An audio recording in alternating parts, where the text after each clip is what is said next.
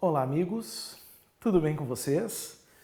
Que alegria, estamos de novo dando sequência à nossa matéria de direito penal. A bola da vez é a lei penal e nós estamos falando da lei penal no tempo. No último vídeo, na última aula, a gente deu um destaque lá na parte final sobre as leis excepcionais ou temporárias. E o mais importante era saber o que? Primeiro, que lei excepcional é feita para vigorar durante uma situação especial, como guerra, como calamidade. E uma lei temporária tem por objetivo vigorar por um período pré-estabelecido no seu próprio texto. Pode ser 30 dias, 60 dias, 90 dias, 120 dias. O fato é que tanto a lei excepcional quanto a lei temporária possuem duas características que podem marcar presença na tua prova e tu tem que saber. Em primeiro lugar, tem que saber que essas leis são autorrevogáveis. Não é preciso nenhuma manifestação para que se revogue essas leis. Acabou a situação que a determinou ou acabou o período de sua duração, elas se encerram automaticamente. E além disso, elas são ultrativas, ou seja, os fatos que ocorreram no período de vigência, mesmo após revogadas, eles continuam sendo aplicados, certo? Mesmo que tudo volte ao status quo. Ou seja, isso é a grande razão, né, para que as leis excepcionais e temporárias tenham algum sentido, senão elas não teriam significado algum. Bom, aí vem, por exemplo, uma banca, essa é uma questão especial do CESP, por exemplo. Eu sou um aficionado, eu sou um fã incondicional do CESP, pela forma com que a banca mexe com os brios dos candidatos, com a frieza que a banca aborda as questões e também com a técnica utilizada, né? Eu gosto muito dessa banca por causa disso. E aí, meus amigos, a banca costuma trazer questões que exigem etapas de raciocínio. Não basta ir num raciocínio direto para resolver a questão, é preciso fracionar o raciocínio. E é isso que é a dificuldade de muitos candidatos. Em uma oportunidade, alguns anos atrás, o CESP trouxe um item envolvendo esse tema. E muita gente teve extrema dificuldade para resolver a questão. Mas que questão é essa? Uma frase. Foi colocado assim, ó.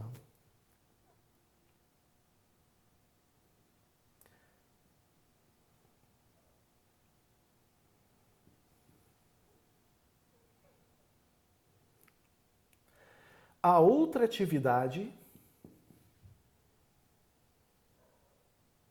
está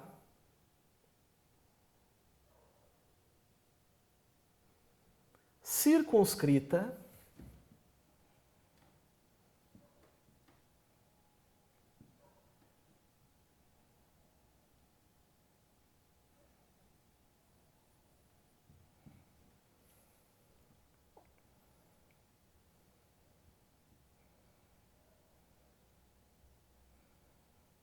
às leis excepcionais e temporárias. Está aqui. Essa foi a questão da banca. A outra atividade está circunscrita às leis excepcionais e temporárias. Bueno, o que eu falei para vocês agora há pouco? Eu informei aos senhores que questões do CESP muitas vezes exige, pessoal, nós temos a exigência de um duplo raciocínio. E aqui não é diferente. Para acertar a questão, primeiro tu tem que fazer um raciocínio e depois fazer outro. O primeiro raciocínio repousa nessa palavra aqui. circunscrita. O que eu estou querendo dizer? Eu estou querendo dizer que, em primeiro lugar, é preciso saber o que é circunscrito. Se o candidato não souber o que é circunscrito, ele só vai acertar a questão no chute. E se errar, ainda vai perder outra questão. É uma tristeza deixar uma questão dessas em branco. Então, em primeiro lugar, é saber o que é circunscrito. Depois que tu sabe o que é circunscrito, ou qual é o contexto dessa palavra na questão, aí sim tu vai partir para outra etapa, que é julgar essa questão, que é saber se essa questão realmente está certa ou errada. Se deram conta? Bom, então a primeira coisa é saber o que é circunscrito. Eu sei que muita gente aí do outro lado deve já saber ou imaginar o que é circunscrito, né? Circunscrito quer dizer, por exemplo, de circunscrição, ou seja, uma região limitada. Vocês que estudam inquérito sabem, né, que a polícia não tem jurisdição. A polícia tem circunscrição, é o que está lá no artigo 4º do CPP. A autoridade judiciária exerce suas funções dentro das suas respectivas circunscrições. Ou seja, é um espaço delimitado. Então, circunscrita aqui, nós temos que entender como sendo limitado ou limitada. Então, resolvendo isso, a gente tem a frase da seguinte forma: a ultratividade está limitada às leis excepcionais ou temporárias. A banca está afirmando aqui que os únicos casos de ultratividade são as leis excepcionais e temporárias. Agora sim, tu tens que julgar se isso está certo ou se isso está errado. Agora é o momento. Será que a ultratividade é limitada a esses dois? Muitas pessoas, no dia que essa questão caiu, marcaram que sim. Por quê? Porque são os únicos casos previstos em lei. Se pegar o artigo 3º, o artigo 3º diz que a ultratividade está nas leis excepcionais ou temporárias. Porém, a tristeza, ela bateu na hora de conferir o gabarito, porque essa afirmativa está incorreta.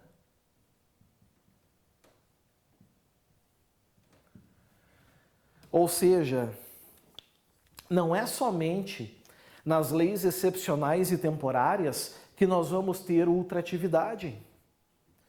O fato do artigo 3º dizer que as leis excepcionais e temporárias são ultrativas não diz automaticamente que somente essas leis são ultrativas. Então, professor, quais seriam ou qual seria outro caso de ultratividade? Tem mais um. Vejam.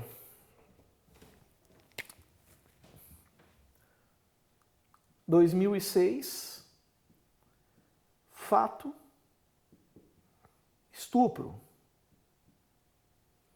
Pena, 6 a 10. Condenado a 8 anos. Cálculo matemático até 2014. Procede? Ok. 2009, nova lei. Lei X. O estupro passa a ter pena de 10 a 20 anos. Nós temos aqui uma novatio legis impejus. E o que a gente sabe da novatio legis impejus? A gente sabe que essa lei, meus amigos, ela não pode retroagir. Por que ela não pode retroagir? Porque ela é pior. Para o Tício aqui, continua sendo a lei anterior a lei mais benéfica. Só que tem um problema. No critério intertemporal, essa lei aqui não revogou essa? Claro que revogou. Mas Protício, essa lei aqui que está revogada, continua gerando efeitos. Como é que se chama uma lei que, mesmo revogada, continua gerando efeitos? Lei ultrativa. E aí eu pergunto, essa lei aqui é uma lei excepcional? Não, era uma lei comum. É uma lei temporária? Não, era uma lei comum. Então percebam por que a ultratividade não está limitada, circunscrita às leis excepcionais ou temporárias. Nós temos então 3 situações de ultratividade. 3 situações. Leis excepcionais,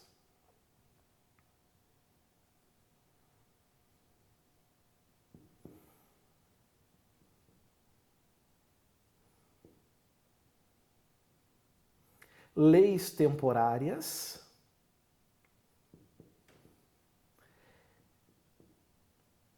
e a lei revogada mais benéfica. Como é esse caso aqui. Essa lei aqui é uma lei revogada mais benéfica. Se essa fosse mais benéfica, ela seria retroativa. Mas como ela é mais gravosa, essa aqui passa a ter caráter de ultratividade. Continuará gerando efeitos mesmo depois de revogada. Compreenderam? Eu tenho certeza que sim, não é muito difícil. E aí, qualquer dificuldade, é só vocês voltarem um pouquinho o vídeo e vocês vão compreender. Muito bem. Vencido também, então, essa parte, agora a gente vai perceber uma coisa.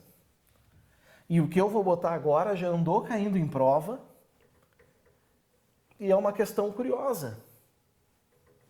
Vai ser bacana a gente analisar isso. Até agora, amigos, tudo está muito bom, tudo está muito bem. Tem uma lei, vem uma nova, é mais benéfica, retroage.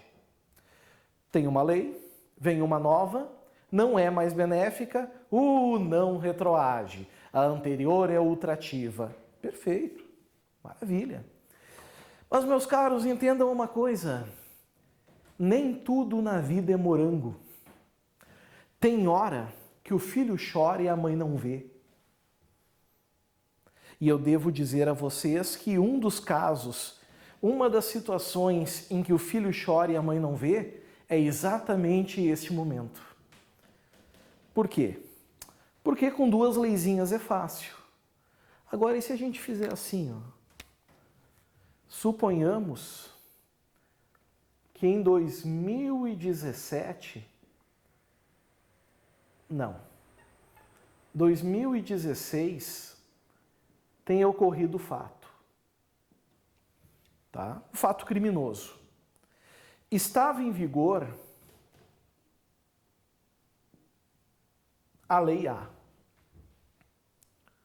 Ok? Em 2017, o sujeito estava respondendo ao inquérito policial. Todavia, entrou em vigor a Lei B.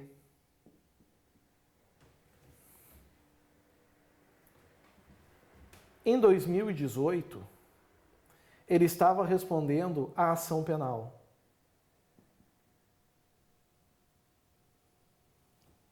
Entrou em vigor a Lei C. Em 2019, já estávamos ainda na ação penal. E já era a Lei D. E em 2020, esse ano, chega o momento da sentença. E está em vigor a Lei E. Olhem só agora não é 2 leizinhas para que a gente possa comparar. Agora, senhores, são 5 leis. Vamos supor que dessas 5 leis, em primeiro lugar, a mais vantajosa para o réu seria a C. Depois da C, seria a do fato. Depois da do fato, seria a lei D. Depois da lei D, seria a da sentença. E a menos benéfica de todas seria a lei B. Vocês devem mais ou menos imaginar o que eu vou perguntar aos senhores. A pergunta que eu faço é: dessas 5 leis que aqui estão, qual delas é a que vai ser aplicada para o indivíduo que praticou esse fato? A lei A, a lei B, a lei C, a lei D ou a lei E? Será que é a lei C, por ser a mais benéfica de todas? Será que nesse caso, pela C já ter sido revogada, não deveria prevalecer a da data do fato? Ou será que nesse caso deveria prevalecer, independente de qualquer coisa, a da data da sentença? Ou será que nesse caso tudo se inverte e tu aplica a mais gravosa de todas, que seria a lei B? Pois é, isso já caiu em prova. E aí, meus amigos, eu vou dizer uma coisa que vai alegrar todos vocês. Vai alegrar a título de prova, porque não é preciso lembrar e assimilar uma coisa nova. A lei que vai ser aplicada é essa aqui. É a lei C. Aqui está ela. E por que a lei C, meus amigos? O motivo é fácil, né? O motivo é simples. A lei C é a lei mais benéfica. E o que a gente aprendeu no nosso Código Penal? Que a lei posterior, que de qualquer modo favorece o agente, aplica seus fatos a ele praticados. Aqui está. Só que percebam que dessa vez, a lei que está prevalecendo não é a lei da data do fato e não é a lei da data da sentença. Nem a da data do fato, nem a da data da sentença. A lei que está prevalecendo é uma lei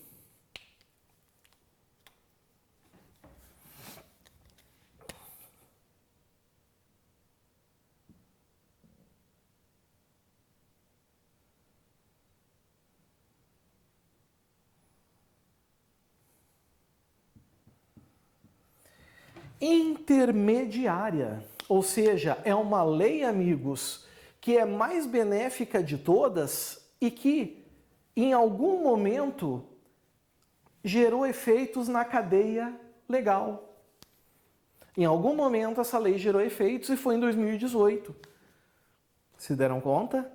Agora, qual é a grande característica da lei intermediária? Ela tem uma coisa sensacional. Assimilem o que eu vou explicar agora e deixa a magia acontecer. Olha só, essa lei aqui, ela é mais benéfica que a lei do fato? Não há dúvida. A lei do fato é a mais benéfica que a lei C é mais benéfica que a do fato. Se ela é mais benéfica, o que acontece com ela? Ela é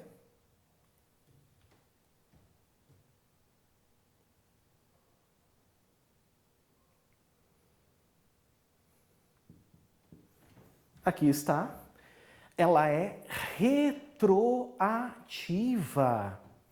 Ela retroage. Por quê? Porque a lei penal não retroage salvo para beneficiar o réu. Então é como se no momento do fato a lei C estivesse sendo aplicada. Só que tem um problema. Essa lei C já não foi revogada? Foi. Ela foi revogada pela lei D em 2019, assumiu o lugar da lei C. E a lei D já foi revogada pela E, inclusive. Só que mesmo revogada, pessoal, cuidado com isso, mesmo revogada, ela vai gerar efeitos para quem praticou o fato durante a sua vigência? Vai, por quê? Porque essa aqui é mais gravosa, então ela vai continuar seguindo para lá. E essa é mais gravosa, então ela continua seguindo para lá. Logo, olhem que bonito. Essa lei intermediária, além dela ser retroativa, ela é ao mesmo tempo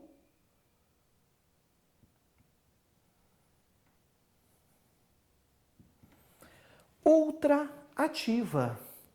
Viram que coisa mais sensacional? É por isso que eu amo o direito penal, porque acontecem maravilhas iguais essas aqui. Acontecem maravilhas iguais a essa. Vocês se deram conta de que coisa mais mágica? Meus amigos, olhem só. Ela é retroativa porque a lei C é mais benéfica que a do fato, então ela volta. E ela, ao mesmo tempo, é ultrativa porque as outras que surgem são piores. Então, se vir uma questão em prova, se vier uma questão em prova dizendo que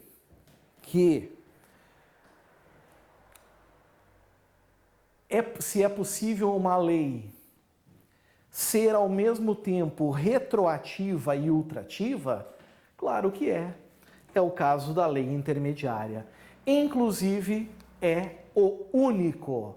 Certinho? Maravilha. Seguimos.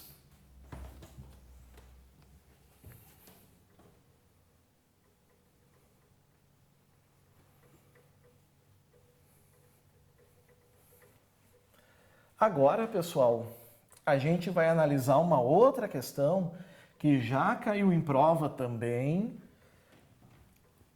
e que exige um pouquinho da nossa concentração. É o fato que diz respeito à chamada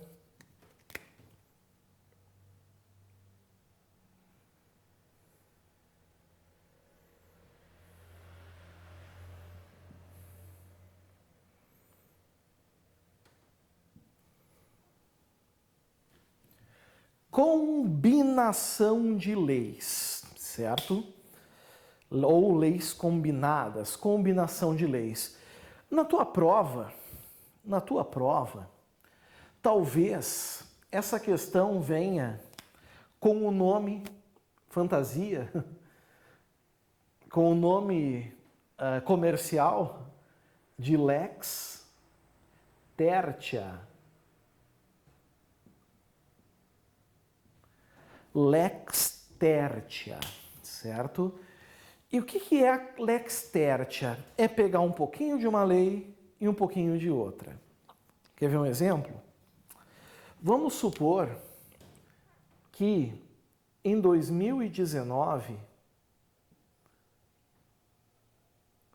o Tício tenha praticado o fato.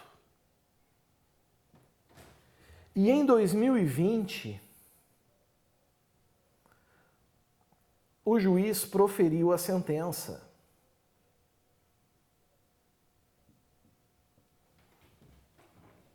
Aqui está. Fato e sentença. Suponhamos que em 2019 estava em vigor a Lei X. E essa Lei X trazia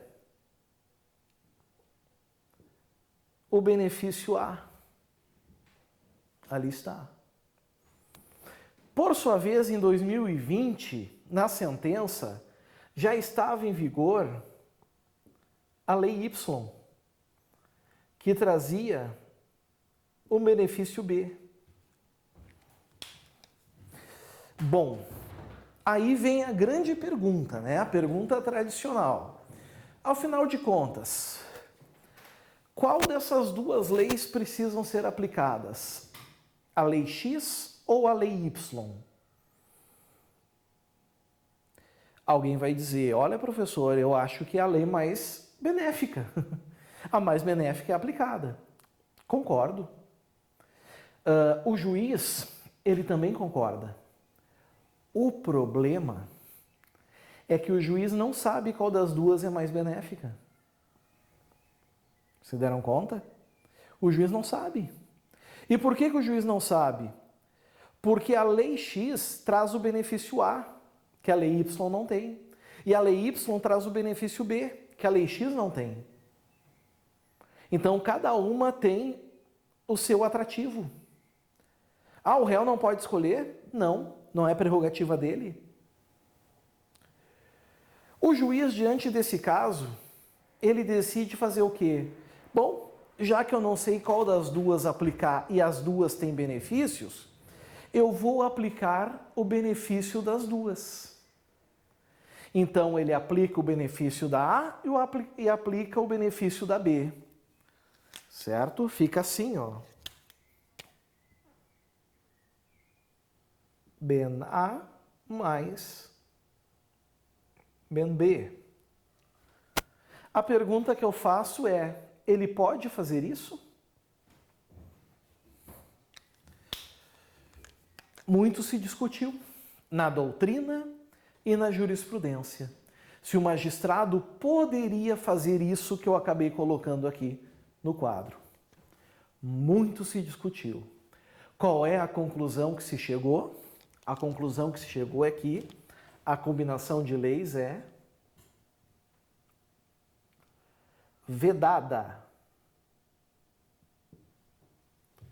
O juiz não pode aplicar a chamada lex tertia. A lex tertia é vedado no ordenamento jurídico brasileiro. Bom, o mais importante é, por que motivo? O motivo é simples, pessoal. Se o juiz aplicar os benefícios da lei A e os benefícios da lei B, não sei se vocês percebem, mas ele estaria criando uma terceira lei. Ele estaria criando aqui, na verdade, a lei XY. E eu faço a pergunta, é função do juiz criar leis? Não. Nós estaríamos aqui, então, diante de um juiz legislador. Perceberam? Seria um juiz legislando, criando uma lei, e é impossível. Então, nesse caso, o juiz não pode aplicar as duas, ele tem que aplicar uma das duas. Se ele não sabe qual a mais benéfica, ok? Se ele não sabe, então ele usa o princípio do tempus regit actum. E pelo princípio do tempus regit actum, a gente vai ter aqui então a lei da data do fato. Essa é a lei que vai merecer, certo? A aplicação, enfim, a aplicação dessa lei. Certinho? Todo mundo pegou? Que bom, amigos, porque não é muito difícil entender aqui a questão da combinação de leis, a questão da lex tertia, e já caiu muito questões sobre isso que eu coloquei aqui no quadro. Bom, vamos seguir agora, né, nessa parte final da lei penal no tempo, mas agora é o momento de dar uma parada, é o momento de dar uma relaxada, tomar um cafezinho, tomar um chazinho, e daqui a uns minutinhos então a gente está de volta para dar prosseguimento à nossa matéria. Aguardo ansiosamente vocês, tudo de bom, valeu, tchau, tchau.